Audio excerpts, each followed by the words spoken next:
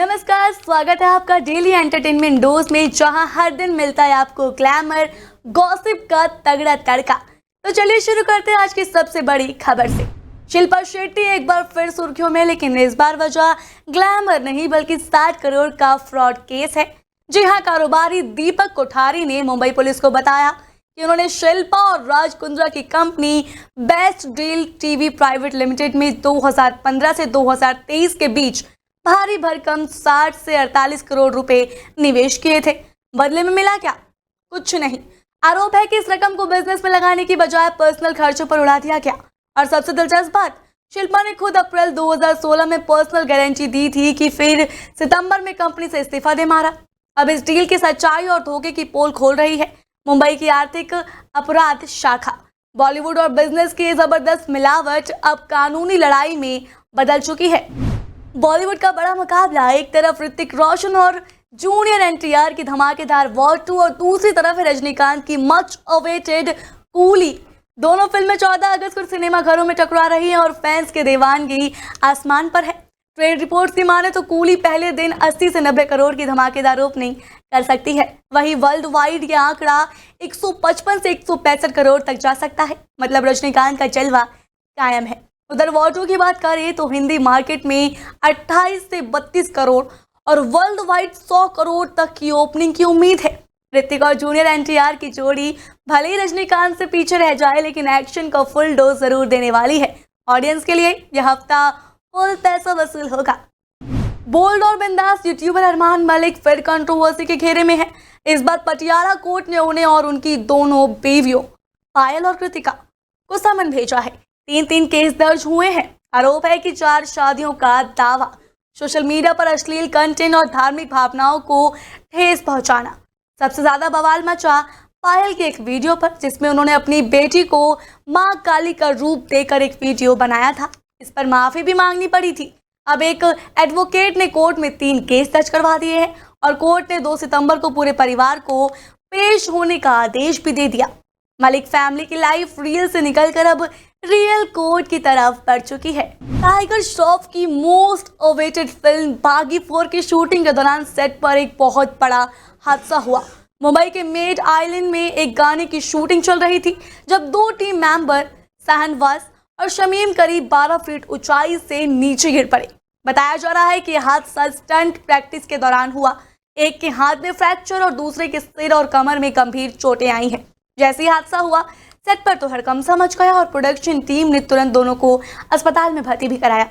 Federation of western India सीने employees के general secretary ने हादसे की पुष्टि की और कहा कि इलाज जारी और खतरे की कोई बात नहीं।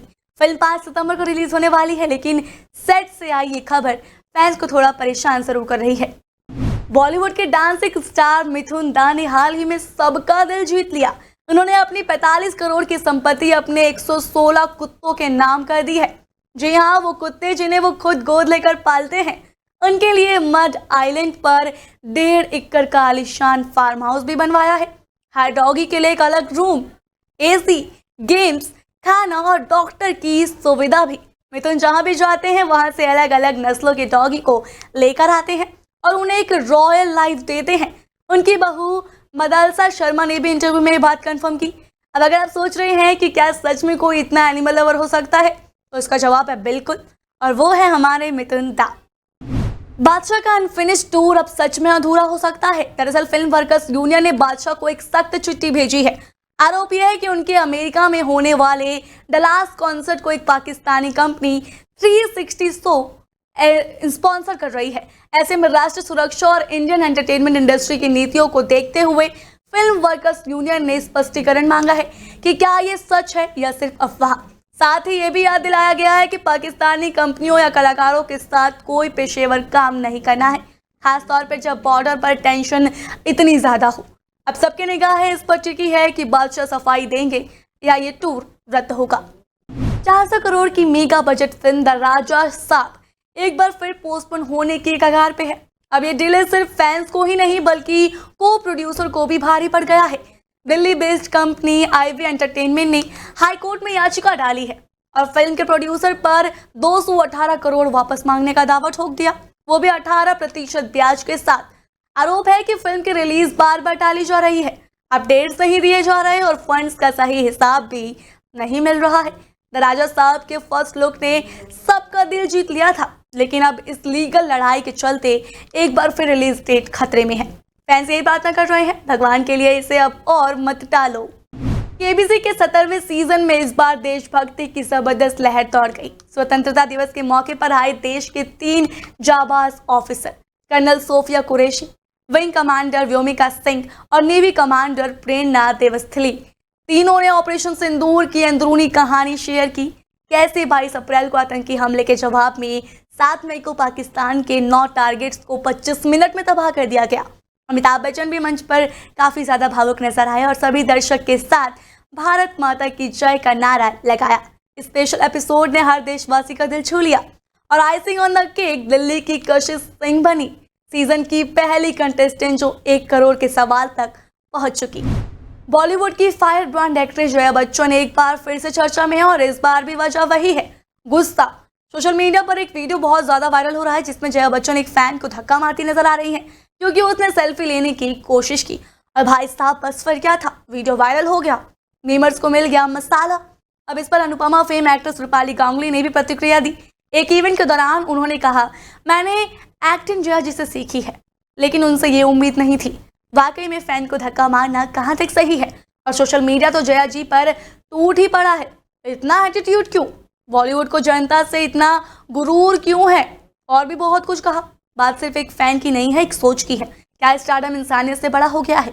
वैसे वीडियो देखकर आप भी सोच में पड़ जाएंगे कि कैमरे के सामने मुस्कुराहट जरूरी है या गुस्सा दिखाना। क्रिकेट से शादी के पिच पर पहला शतक अर्जुन तेंदुलकर ने मार दिया है। जी हाँ, मास्टर ब्लास्टर सचिन तेंदुलकर के बेटे अर्जुन ने अपनी बचपन की दोस्त सानिया चंदोक से सगाई कर ली है और वो भी एक प्राइवेट वीआईपी अंदाज में मुंबई में। अब बात करते हैं सानिया की। सिर्फ खूबसूरत ही नहीं है बल्कि सुपर टैलेंटेड भी है। वो एक पालतू जानवरों के स्पा बिजनेस के डायरेक्टर हैं और प्रोफेशनली वेट टेक्नीशियन भी। लेकिन रुकिए, ट्विस्ट यहीं से शुरू होता है। सानिया का रिश्ता बॉलीवुड से भी जुड़ा है। वो है फिल्म मेकर रवि घई की पोती। फोटोज अभी तक सामने नहीं आए हैं क्योंकि सानिया का इंस्टा प्राइवेट है और यही मिस्ट्री और भी बढ़ा देती है। लेकिन जो तस्वीरें लीक हुई है उनमें उनकी सादगी और स्टाइल दोनों कमाल की लग रही हैं।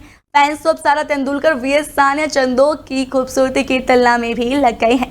फिलहाल आज के लिए बस इतना ही। आपसे फिर मिलेंगे ऐसे और एंटरटेनमेंट न्यूज के लिए। तब तक देखते रहिए डेली 24 भारत।